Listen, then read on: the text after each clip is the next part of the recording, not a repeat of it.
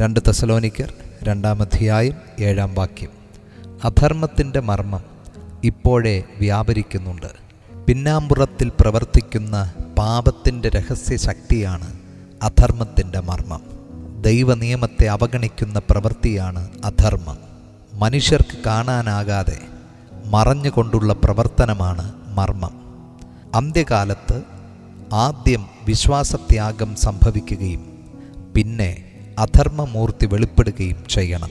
ദൈവത്തെ നിഷേധിക്കുന്ന ദർശനങ്ങളാലും ശാസ്ത്രവാദങ്ങളാലും അധർമ്മം ഇന്ന് പ്രബലപ്പെടുന്നു.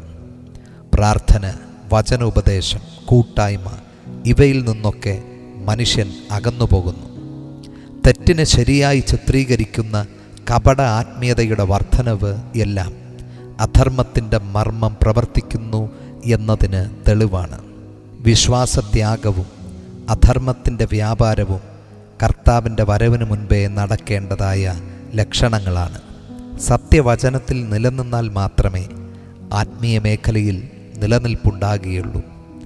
ദൈവിക മർമ്മങ്ങൾ ഗ്രഹിച്ചവരെ അധർമ്മത്തിൻ്റെ മർമ്മത്തിന് ജയിപ്പാൻ കഴിയില്ല.